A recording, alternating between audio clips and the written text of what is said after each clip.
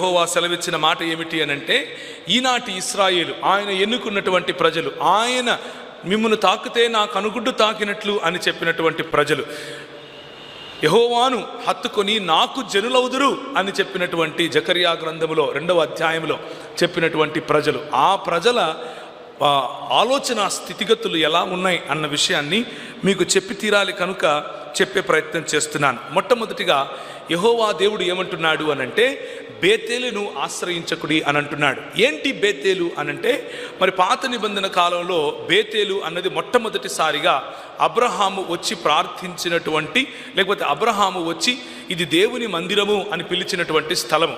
దాని తరువాత అబ్రహాము కుమారుడైనటువంటి, లేకపోతే ఆయన మనవడైనటువంటి యాకోబు పడుకొని నిద్రపోవచ్చుండగా మన ప్రభు అయినటువంటి యేసు క్రీస్తు యెహోవా వలె, యెహోవాను నేనే యెహోవాను అనుకుంటూ ఆయనకు దర్శనమిచ్చినటువంటి స్థలం. ఇది నిజముగా దేవుని మందిరము, ఇది పరిశుద్ధ స్థలము అని ఆలోచించి తన క్రింద పెట్టుకున్నటువంటి రాయిని తీసి దానిపైన ఆముదము లేకపోతే నూనె పోసి ఇది బేతేల్, ఎల్ బేతేల్ అని పేరు పెట్టాడు. ది హౌస్ ఆఫ్ గాడ్ అని పేరు పెట్టాడు.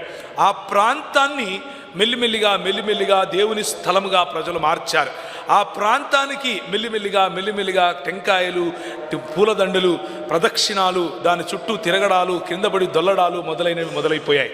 ప్రదేశానికి ఇచ్చినటువంటి ప్రాముఖ్యతను ప్రభు అంటున్నాడు, I despise it, I hate if you replace me with a place.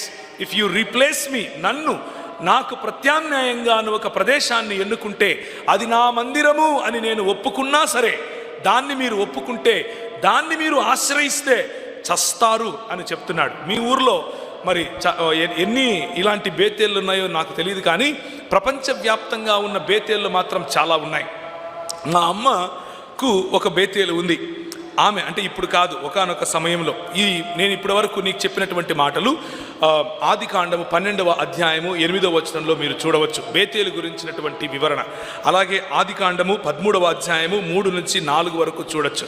అలాగే ఆదికాండము 28వ అధ్యాయంలో కూడా యాకోబుకు ప్రభువైన యేసు క్రీస్తు కలిసినటువంటి ఆ బేతేలు అన్నటువంటి ప్రాంతాన్ని కూడా మీరు గమనించగలరు.